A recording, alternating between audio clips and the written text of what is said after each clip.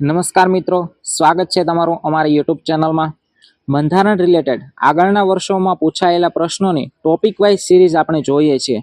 તેમાં આગળ એક વિડીયો મૂક્યો હતો જેમાં આપનો ભરપૂર પ્રતિસાદ મળ્યો છે. તેથી આજે તે સિરીઝને આગળ વધારવા બીજો ભાગ લઈને આવ્યા છીએ. તો આમાં આશા છે કે આમાં પણ આટલો અને આના કરતાં વધુ રિસ્પોન્સ મળશે. તો આજનો આપણો ટોપિક છે બંધારણ સભાનું ઘડતર અને તેની કાર્યવાહી. વિડીયોની અંદર આપણે જોઈએ તો પ્રથમ આપણે બધા પ્રશ્નો જોઈશું અને ગત વિડીયોની જેમ વિડીયોના અંતમાં આપણે આ બધા જ પ્રશ્નોનું માખણ એટલે કે આ બધા પ્રશ્નો જે ટોપિકમાંથી પૂછાય છે, જ્યાંથી પૂછાય છે તેની થિયરી અને ફક્ત મહત્વની બાબતો આપણે જોઈશું. તો ચાલો વિડીયોને આપણે લાઈક કરી દઈએ, તમામ ગ્રુપમાં આપણે શેર કરી દઈએ. તો હવે વિડીયોની આપણે શુભ શરૂઆત કરીએ.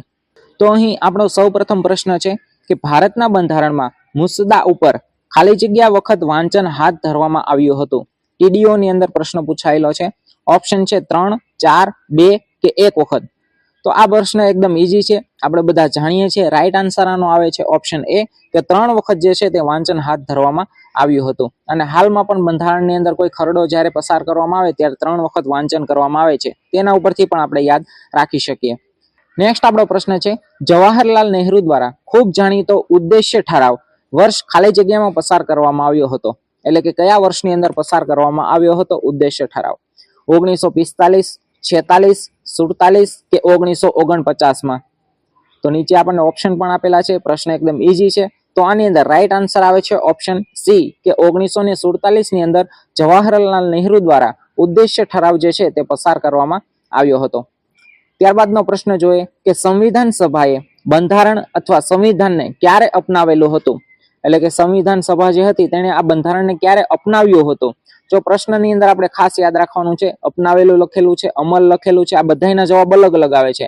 કારણ કે અપનાવેલું અલગ છે, અમલ કરેલું અલગ છે અને બંધારણ સભાની રચના ક્યારે થઈ હતી તે અલગ છે. એટલે આ બધું વસ્તુ જે છે પ્રશ્ન ઉપર આપણે યાદ રાખવાનું છે. તો આની અંદર આપણે ઓપ્શન જોઈએ તો 26 નવેમ્બર 1948, બી ઓપ્શન છે 26 જાન્યુઆરી 1949, ત્યારબાદ સી ઓપ્શન છે 26 જુલાઈ 1949 કે 26 નવેમ્બર 1949. તો આમાં આપણે બધા જાણીએ છીએ એકદમ ઈઝી પ્રશ્ન છે. રાઈટ આન્સર આવે છે ઓપ્શન ડી કે 26 નવેમ્બર 1949 ની અંદર સંવિધાન જે છે આપણું તેને આપણે અપનાવેલું હતું. તો તમારે આની નીચે કોમેન્ટ કરવાની છે કે સંવિધાન જે આપણે અપનાવેલું હતું તો તેને અમલ કયા વર્ષથી, કઈ તારીખથી, કયા મહિનાથી આપણે શરૂઆત કરી હતી તે નીચે આપણે કોમેન્ટની અંદર જણાવીશું. નેક્સ્ટ આપણો પ્રશ્ન છે કે નીચેના પૈકી કયા સમુદાયને બંધારણ સભામાં 3જા ક્રમનું સર્વોચ્ચ પ્રતિનિધિત્વ મળ્યું હતું?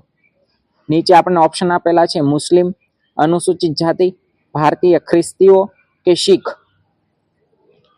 તો આની અંદર બધા જાણીએ છીએ રાઈટ આન્સર આવે છે ઓપ્શન બી કે અનુસૂચિત જાતિ જે છે તેને બંધારણ સભામાં 3જા ક્રમનું સર્વોચ્ચ પ્રતિનિધિત્વ મળ્યું હતું. નેક્સ્ટ આપણો પ્રશ્ન છે બંધારણ સભાએ બંધારણની રચના ઉપરાંત નીચેના પૈકી કયું કાર્ય અથવા કાર્યો પણ કર્યા હતા? એટલે કે કયા નીચેનામાંથી બીજા પણ કાર્યો કર્યા હતા? નીચે ઓપ્શન આપણને આપેલા છે. તેને ડોક્ટર રાજેન્દ્ર પ્રસાદને ભારતમાં પ્રથમ રાષ્ટ્રપતિ તરીકે ચૂંટ્યા. બી છે તેને રાષ્ટ્રધ્વજ અને રાષ્ટ્રગીતને અપનાવ્યું. સી ઓપ્શનમાં છે તેને ભારતની કોમનવેલ્થની સદસ્યને બહાલી આપી હતી. અને ઓપ્શન ડી છે કે ઉપરોક્ત તમામ. તો આપણે જાણીએ છીએ કે ઓલમોસ્ટ આવો પ્રશ્ન હોય તેમાં સરકારી જવાબ જ આવે છે. તો રાઈટ આન્સર આવે છે ઓપ્શન ડી કે ઉપરોક્ત તમામ જે વસ્તુ જે છે તે તમામ કાર્યો બંધારણ સભાએ કર્યા હતા. નેક્સ્ટ પ્રશ્ન છે બંધારણ સભાની કઈ સમિતિના અધ્યક્ષ સરદાર વલ્લભભાઈ પટેલ ન હતા? જો 1-2 પ્રશ્નો અહીં છે તેના જો થોડુંક ચોપડીની અંદર ટીક થઈ ગયેલું છે એટલે 1-2 ના જવાબ અહીં આપી દીધેલા છે. છતાં આપણે જોઈએ કે ઓપ્શન એ છે મૂળભૂત હકોની સમિતિમાં, વિદેશ બાબતોની સમિતિમાં, ઓપ્શન સી છે રાજ્યો સાથે વાટાઘાટોની સમિતિમાં અને ઓપ્શન ડી છે ઉપરોક્ત પૈકી એક પણ નહીં. તો આની અંદરથી કઈ સમિતિ એવી છે જેની અંદર અધ્યક્ષ સરદાર વલ્લભભાઈ પટેલ ન હતા? તો અહીં જવાબ આપણો ટીક કરી દીધેલો છે એટલે આપણને આવડતું જ છે. રાઈટ આન્સર આવે છે ઓપ્શન બી કે વિદેશની બાબતોની જે સમિતિ હતી તેની અંદર સરદાર વલ્લભભાઈ પટેલ ન હતા. બાકી જે મૂળભૂત હકો સમિતિ, રાજ્ય સાથે વાટાઘાટોની સમિતિ હતી તેની અંદર સરદાર વલ્લભભાઈ પટેલ જે હતા તે અધ્યક્ષ તરીકે હતા. નેક્સ્ટ આપણો પ્રશ્ન છે કે નીચેના પૈકી કોણ સ્વતંત્ર ભારતના પ્રથમ મંત્રીમંડળમાં સદસ્ય ન હતા? બી.આર. Ambedkar, doctor Rajendra Prasad, doctor Sucheta કૃપાલની, option D છે ડોક્ટર શ્યામ પ્રસાદ મુખર્જી. તો આમાં પણ આપણો જવાબ ટીક કરેલો છે. તો આની અંદર આપણે જાણીએ છીએ કે ઓપ્શન સી રાઈટ આન્સર આવે છે. ડોક્ટર સુચેતા કૃપલાણી જે હતા તે ભારતના પ્રથમ મંત્રીમંડળમાં સદસ્ય ન હતા, બાકી તમામ જે છે તે સદસ્યો હતા. નેક્સ્ટ આપણો પ્રશ્ન છે, ભારતીય બંધારણ સભાના વચગાળાના અને પ્રથમ પ્રમુખ તરીકે કોણ ચૂંટાયા હતા? જો પ્રશ્ન આપણે અહીં જોવાનો છે કે વચગાળાના અને પ્રથમ પ્રમુખ તરીકે, તો આ પ્રશ્ન જે છે તે ACF ની અંદર પૂછાયેલો છે. તો નીચે ઓપ્શન આપેલા છે, રાજેન્દ્ર પ્રસાદ, જવાહરલાલ નહેરુ, સચ્ચિદાનંદ સિન્હા કે વલ્લભભાઈ પટેલ. તો આપણે બધા જાણીએ છીએ કે વચગાળા માટે જે છે તે ડોક્ટર સચ્ચિદાનંદ સિન્હા જે હતા તેને પ્રમુખ તરીકે ચૂંટાયા હતા. તે અસ્થાયી હતા, પરંતુ સ્થાયી તરીકે કોણ? ડોક્ટર રાજેન્દ્ર પ્રસાદ છે તે ચૂંટ્યા હતા. એટલે આની અંદર આપણો રાઈટ આન્સર આવે છે ઓપ્શન સી કે સચ્ચિદાનંદ સિન્હા.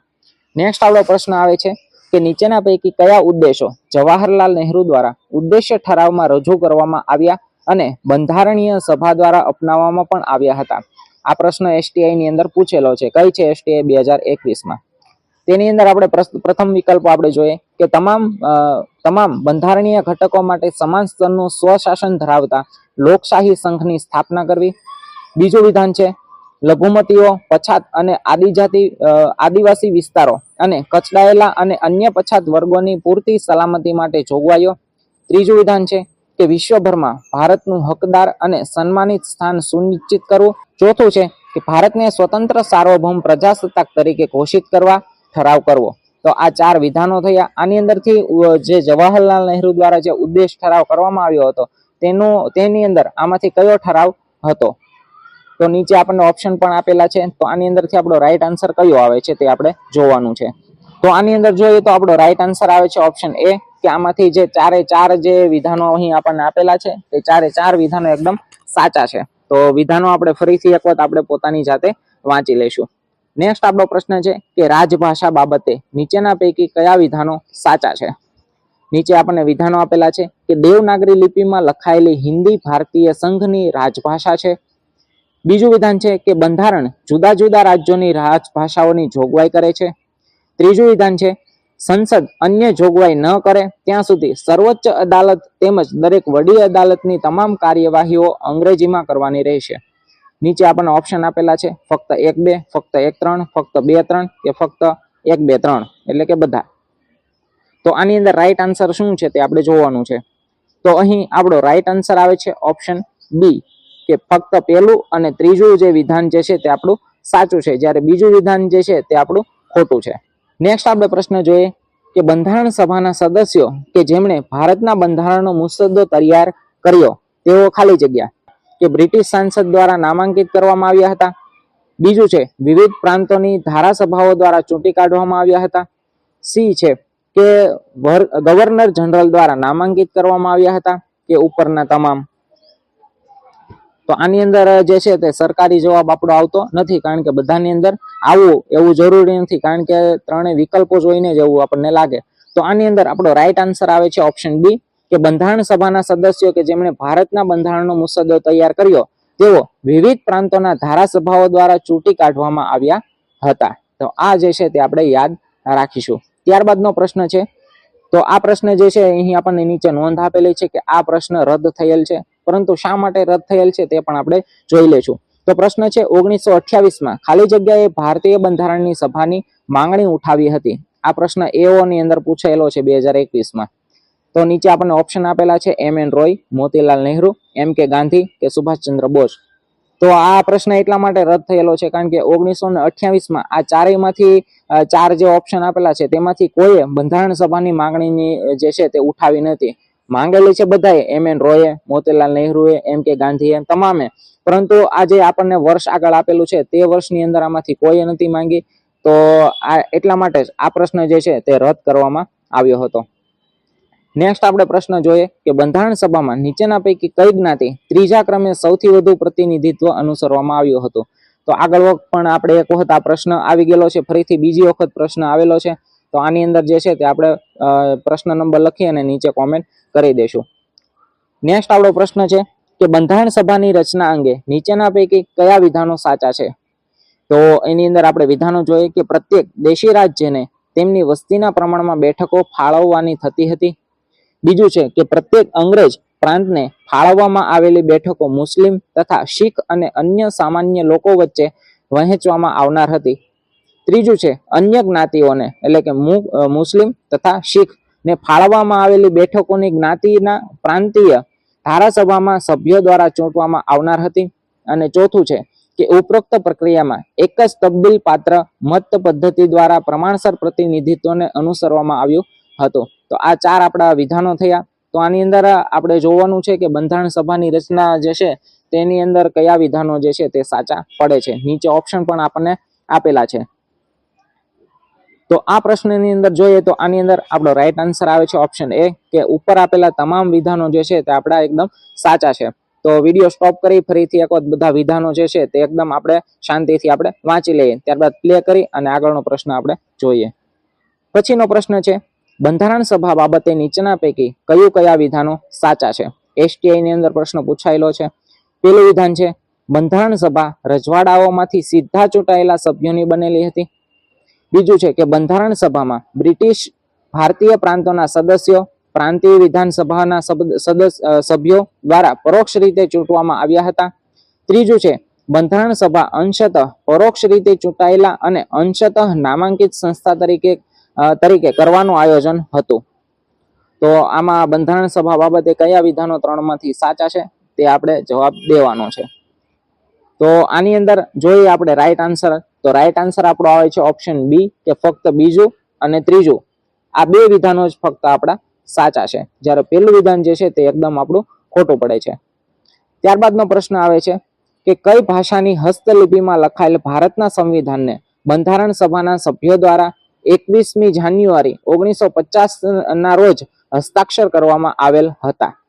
પહેલું વિધાન છે અંગ્રેજી, હિન્દી, અંગ્રેજી અને હિન્દી બંને, કે ઉપરોક્ત પૈકી એક પણ નહીં. તો રાઈટ આન્સર આવે છે ઓપ્શન સી, કે અંગ્રેજી અને હિન્દી બંને ભાષાથી જે છે તે હસ્તલિપિ દ્વારા જે બંધારણ લખાયેલું હતું તેની અંદર 21મી જાન્યુઆરી 1950 ના રોજ હસ્તાક્ષર કરવામાં આવેલ હતા. નેક્સ્ટ આપણે પ્રશ્ન જોઈએ કે નીચેના પૈકી કયા વિધાનો સાચા છે. પહેલું વિધાન છે કે સંસદે 1963માં રાજભાષા અધિનિયમ ઘડ્યો હતો. બીજું છે કે સંવિધાનનો ભાગ 17 રાજભાષા સાથે સંબંધિત છે. ત્રીજું છે કે રાજ્યની વિધાનસભા વિધેયકો, અધિનિયમો અને વટહુકમો માટે કોઈ પણ ભાષા અંગ્રેજી સિવાય ઉપયોગની જોગવાઈ કરી શકે છે, પરંતુ તેનો અંગ્રેજી ભાષામાં અનુવાદ પ્રકાશિત કરવાનો રહેશે. તો આની અંદર આપણા કયા વિધાનો સાચા છે તે આપણે જોવાનું છે. તો આની અંદર આપણો રાઈટ આન્સર આવે છે ઓપ્શન એ, કે પહેલું, બીજું અને ત્રીજું ત્રણેય વિધાનો જે છે તે એકદમ આપણા સાચા છે. નેક્સ્ટ પ્રશ્ન છે આપણો સંવિધાન સભાની નીચે દર્શાવેલ સમિતિઓ પૈકી કઈ સમિતિ અથવા સમિતિઓ યોગ્ય રીતે જોડાયેલી છે. તો 3 સમિતિઓ આપણને આપેલી છે. તો પહેલી છે પ્રાંતીય બંધારણ સમિતિ, તેના અધ્યક્ષ સરદાર પટેલ હતા. બીજું છે મૂળભૂત અધિકાર પેટા સમિતિ, તેના અધ્યક્ષ JB કૃપલાણી હતા. ત્રીજું વિધાન છે કે લઘુમતી પેટા સમિતિ, તેના અધ્યક્ષ અબ્દુલ ગફાર ખાન હતા. તો આ 3 માંથી કઈ જોડી યોગ્ય રીતે જોડાયેલી છે તે આપણે જોવાનું છે. આ પ્રશ્ન PI ની અંદર પૂછાયેલો છે 2021માં. આની અંદર જોઈએ તો આપણો રાઈટ આન્સર આવે છે ઓપ્શન સી, કે માત્ર 1 અને 2 જે છે તે આપણા સાચા છે. એટલે કે પ્રાંતીય બંધારણ સમિતિના અધ્યક્ષ સરદાર વલ્લભભાઈ પટેલ હતા અને મૂળભૂત અધિકાર પેટા સમિતિના અધ્યક્ષ JB કૃપલાણી હતા. આ બંને વિધાનો આપણા સાચા છે. નેક્સ્ટ પ્રશ્ન આપણે જોઈએ કે ભારતીય બંધારણના ઘડવા બાબતે નીચેના પૈકી કયા વિધાનો સાચા છે. તો પહેલું વિધાન છે આપણું કેટલાક રજવાડાઓનું બંધારણ સભામાં પ્રતિનિધિત્વ કરવામાં આવ્યું ન હતું. બીજું છે બંધારણ સભાની ચૂંટણીઓ સીધી હતી પરંતુ મર્યાદિત મતાધિકાર સાથે. ત્રીજું છે કે બંધારણ સભા પણ કામચલાઉ સંસદ તરીકે કામ કરતી હતી. અને ચોથું વિધાન છે કે કેટલીક બંધારણીય જોગવાઈઓ 26 જાન્યુઆરી 1950 પહેલા અમલમાં આવી હતી. તો આનો આપણે રાઈટ આન્સર આપવાનો છે. તો અહીં આપણો રાઈટ આન્સર આવે છે ઓપ્શન બી, કે માત્ર 1, 3 અને 4 આટલા વિધાનો આપણા સાચા છે. જ્યારે વિધાન બીજું જે છે કે બંધારણ સભાની ચૂંટણીઓ સીધી હતી પરંતુ મર્યાદિત મતાધિકાર સાથે, તે આપણું વિધાન અહીં ખોટું પડે છે. એટલે અહીં રાઈટ આન્સર આપણો આવે છે ઓપ્શન બી. ત્યારબાદનો આપણે પ્રશ્ન જોઈએ ભારતીય બંધારણના વિકાસ અંગે નીચેના પૈકી કયા વિધાનો સાચા છે. નીચે આપણને વિધાનો આપેલા છે કે બંધારણ સભાએ 9 ડિસેમ્બર 1946 ના રોજ તેની પ્રથમ બેઠક યોજી હતી. બીજું છે ડોક્ટર રાજેન્દ્ર પ્રસાદ બંધારણ સભાના કાયમી અધ્યક્ષ તરીકે ચૂંટાયા હતા. ત્યારબાદ છે સી રાજગોપાલાચારીએ 11 જાન્યુઆરી 1947 ના રોજ ઉદ્દેશ્ય ઠરાવ રજૂ કર્યો હતો. અને ચોથું વિધાન છે કે ઉદ્દેશ્ય ઠરાવમાં મૂળભૂત અને બંધારણીય માળખાની ફિલસૂફી રજૂ કરવામાં આવી હતી. તો અહીં 4 વિધાનો પણ આપણને આપી દીધેલા છે અને પ્રશ્ન છે કે ભારતીય બંધારણનો જે વિકાસ છે તેના અંગે સાચા વિધાનો અહીં આપણે જણાવવાના છે. તો અહીં આપણો રાઈટ આન્સર આવે છે ઓપ્શન એ કે માત્ર 1, 2 અને 4 વિધાનો આપણા સાચા છે, જ્યારે ત્રીજું વિધાન આપણું અહીં ખોટું પડે છે. નેક્સ્ટ આપણે પ્રશ્ન જોઈએ તે પહેલા જો હજી આપણે વિડીયોને લાઈક ન કરી હોય તો વિડીયો લાઈક કરી દેજો, કારણ કે આટલું સારું કન્ટેન્ટ જે છે તે તમારા માટે લઈને આવ્યા છે અને આના માટે પણ ઘણી બધી મહેનત કરેલી છે. તો વિડીયોને પણ એક નાની એવી લાઈક કરી દેજો અને સાથે તમારા મિત્રો, તમારા ગ્રુપની અંદર પણ વિડીયોને એક શેર કરી દેજો. ત્યારબાદનો પ્રશ્ન છે કે ભારત માટે બંધારણીય સભાનો ખ્યાલ સૌપ્રથમ વખત નીચેના પૈકી કોણે રજૂ કર્યો હતો? તો આપણે બધા જાણીએ છીએ કે આની અંદર રાઈટ આન્સર આવે છે ઓપ્શન ડી કે એમ.એન. રોય દ્વારા જે છે તે ભારત માટે બંધારણીય સભાનો ખ્યાલ સૌપ્રથમ વખત જે છે તે રજૂ કર્યો હતો. પરંતુ આની અંદર પણ ઘણી બધી વસ્તુ અલગ અલગ છે, તે આપણે વિડીયોની એન્ડની અંદર આપણે જોઈશું કે કઈ રીતના કોણે સૌપ્રથમ વખત રજૂ કર્યો હતો, કઈ રીતના છે તે બધી જ વસ્તુ જે છે તે આપણે જોઈશું. નેક્સ્ટ આપણો પ્રશ્ન છે કે નીચેના પૈકી કોણ બંધારણીય સભાના સભ્યો હતા? તો નીચે ઓપ્શન વિધાનો આપેલા છે કે કનૈયાલાલ મુનશી, વલ્લભભાઈ પટેલ, મોરારજી દેસાઈ કે મીનુ મસાણી. તો ઓપ્શન પણ નીચે આપણને અહીં આપેલા છે. આની અંદર આપણો રાઈટ આન્સર આવે છે ઓપ્શન બી કે ફક્ત 1, 2 અને 4 વિધાનો આપણા સાચા છે, જ્યારે ત્રીજું જે છે વિધાન મોરારજી દેસાઈ તે બંધારણીય સભાના સભ્ય ન હતા, જ્યારે મીનુ મસાણી, કનૈયાલાલ મુનશી અને વલ્લભભાઈ પટેલ તેના સભ્યો હતા. નેક્સ્ટ આપણે પ્રશ્ન જોઈએ કે ડોક્ટર B.R. આંબેડકરે ખાલી જગ્યાના મુદ્દા બાબતે નહેરુ મંત્રીમંડળમાંથી કાયદા પ્રધાનના હોદ્દા ઉપરથી રાજીનામું આપ્યું હતું. તો અહીં આપણે ઓપ્શન પણ આપેલા છે: Muslim personal law board, Hindu code bill, ત્રીજું છે એક સમાન નાગરિક ધારા અને ચોથું છે કે દલિતો માટે ઇલાયદા મતદાન મંડળ. તો અહીં આપણે બધા જાણીએ છીએ કે ખૂબ જ જાણીતું હિન્દુ કોડ બિલ વિશે આપણે ઘણી વખત ચર્ચા સાંભળેલી છે. તો અહીં રાઈટ પણ આન્સર પણ આપણો એ જ આવે છે કે હિન્દુ કોડ બિલ જે છે તે બાબતે જે ચર્ચા થઈ હતી તેમાંથી જે છે તે B.R. આંબેડકર રાજીનામું આપે છે અહીં, એટલે રાઈટ આન્સર આપણો આવે છે ઓપ્શન બી કે હિન્દુ કોડ બિલ. ત્યારબાદનો પ્રશ્ન છે કે નીચેના પૈકી કોણ બંધારણ સભાની મૂળભૂત અધિકારોની પેટા સમિતિના અધ્યક્ષ હતા? વિધાનો આપેલા છે, ઓપ્શન આપેલા છે કે પંડિત નહેરુ, J.B. કૃપલાણી, રાજેન્દ્ર પ્રસાદ કે પટ્ટભી સીતારામૈયા. તો અહીં આપણો રાઈટ આન્સર આવે છે ઓપ્શન બી કે J.B. કૃપલાણી હતા. તે બંધારણ સભાની મૂળભૂત અધિકારોની પેટા સમિતિના અધ્યક્ષ હતા. તો આ વસ્તુ પણ આપણે સાથે યાદ રાખીશું. ત્યારબાદનો પ્રશ્ન છે કે નીચેના પૈકી કયા વિધાનો ખરા નથી? તો અહીં પહેલું વિધાન આપણે જોઈએ કે ડોક્ટર B.R. આંબેડકર ડ્રાફ્ટિંગ સમિતિના અધ્યક્ષ હતા. બીજું છે જવાહરલાલ નહેરુએ સંઘ બંધારણ સમિતિની અધ્યક્ષતા કરી હતી. ત્રીજું છે સરદાર પટેલે પ્રાંતીય બંધારણ સમિતિની અધ્યક્ષતા કરી હતી. ચોથું છે સરદાર પટેલે રાજ્યોની સમિતિઓની અધ્યક્ષતા કરી હતી. તો આ 4 વિધાનો આપેલા છે, તેમાંથી કયું વિધાન ખરું નથી તે આપણે જોવાનું છે. તો અહીં જોઈએ તો રાઈટ આન્સર આપણો આવે છે ઓપ્શન સી કે ફક્ત 4, એટલે આ વિધાન આપણું ખોટું છે. બાકી આગળના 3 જે છે તે આપણે યાદ રાખવાના છે કે ડોક્ટર આંબેડકર જે હતા તે ડ્રાફ્ટિંગ સમિતિના અધ્યક્ષ હતા, તે યાદ રાખવાનું છે. જવાહરલાલ નહેરુ સંઘ બંધારણ સમિતિની અધ્યક્ષતા કરી હતી, તે યાદ રાખવાનું છે. અને ત્રીજું છે સરદાર પટેલે પ્રાંતીય બંધારણ સમિતિની અધ્યક્ષતા કરી હતી, તે પણ આપણે યાદ રાખવાનું છે. એટલે આ 3 વિધાનો આપણા સાચા છે, જ્યારે ચોથું જે છે તે આપણું વિધાન ખોટું છે. ત્યારબાદનો આપણે પ્રશ્ન જોઈએ, ભારતીય બંધારણની રચના કરવાનો આધાર શું હતો? તો બંધારણ સભાની જે રચના થઈ હતી તેનો આધાર અહીં આપણે જવાબ જે છે તે હવેથી 3 થી 4 એવા પ્રશ્નો છે જેના જવાબ આપણને સામે દેખાઈ જશે, કારણ કે આ પ્રશ્ન પણ આપણે બીજામાંથી લીધેલા છે.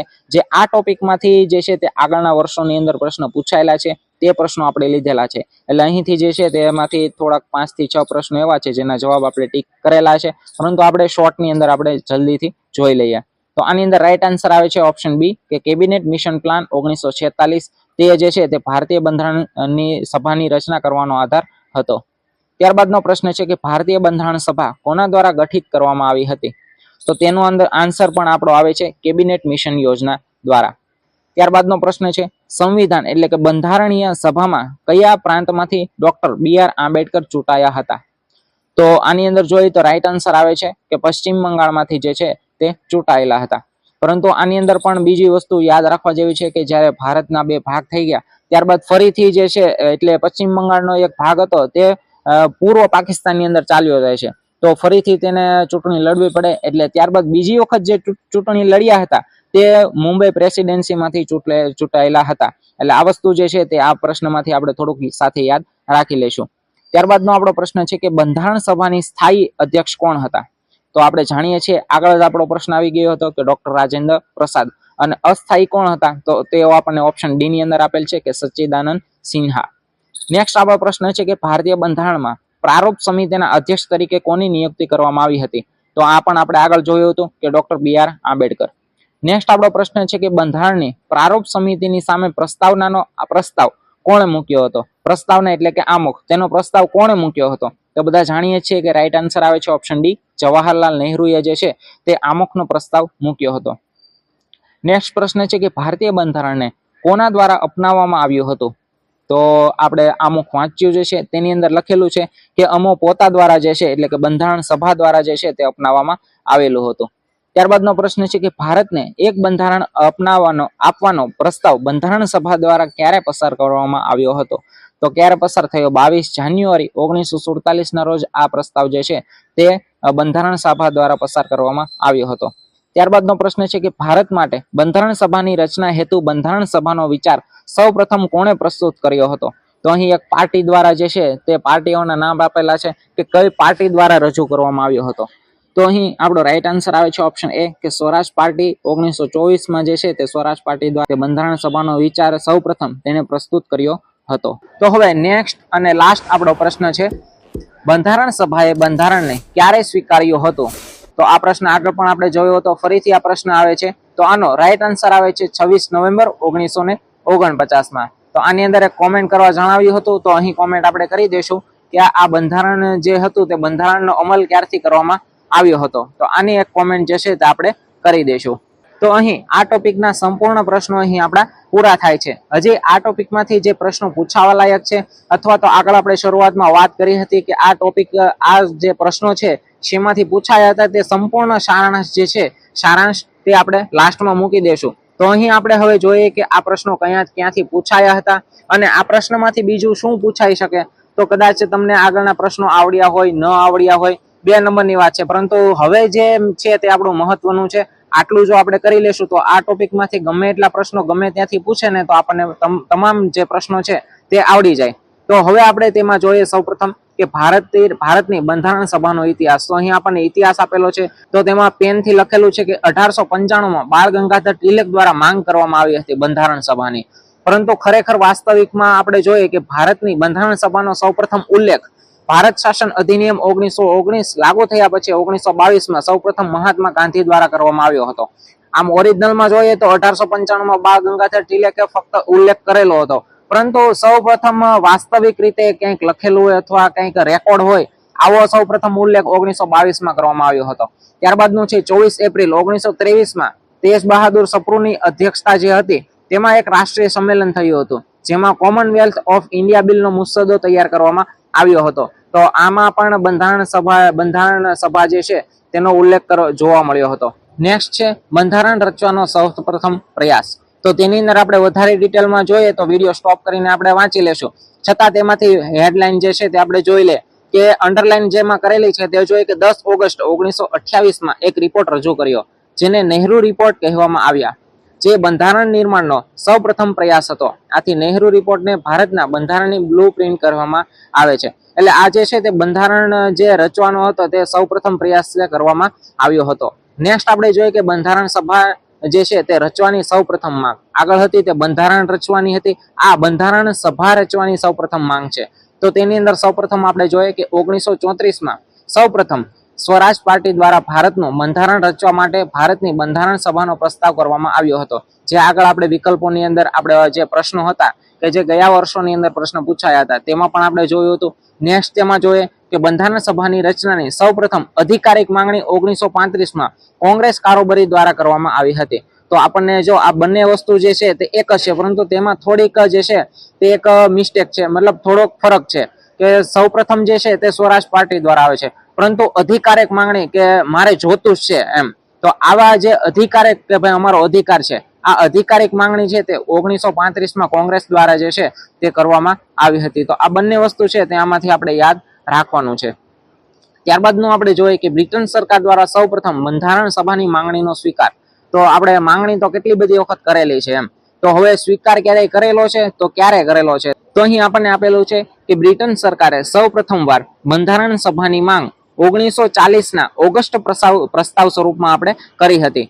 ત્યારબાદ છે 1942માં ક્રિપ્સ મિશન દ્વારા બ્રિટિશ સરકારે સંપૂર્ણ રૂપથી ભારતીયોની બનેલી બંધારણ સભાની માંગ સ્વીકારી હતી. તો આ બંને વસ્તુ જે છે તે આપણે યાદ રાખવાનું છે. ત્યારબાદ છે જુલાઈ 1945 ઇંગ્લેન્ડમાં લેબર પાર્ટી સત્તામાં આવતા 19 સપ્ટેમ્બર 1945માં વાઇસરોય લોર્ડ વેવેલે સરકાર દ્વારા બંધારણ સભાની રચનાની વિચારની જાહેરાત કરી હતી. અને લાસ્ટમાં આપણને આપેલું છે કે 1946 કેબિનેટ મિશન યોજનાના આધારે બંધારણ સભાની રચના કરવામાં આવી હતી. તો અહીં 4 મુદ્દા આપણને આપેલા છે. 4 મુદ્દા આપણને એક જેવા જ લાગશે, પરંતુ તેમાં એક પાતળી જે છે તે મતભેદ રેખા જે છે તે આવેલી છે. તો આ બંને ચારેય જે વસ્તુ છે તેમાંથી આપણે ફરક સમજી અને આપણે સાથે યાદ રાખીશું કે સૌપ્રથમ વખત માંગણી ક્યારે થઈ હતી, ત્યારબાદ સૌપ્રથમ વખત સ્વીકારી ક્યારે હતી, ત્યારબાદ બંધારણ સભાની રચના શેના આધારે કરવામાં આવી. તો ચારેય વસ્તુ આપણે યાદ રાખીશું.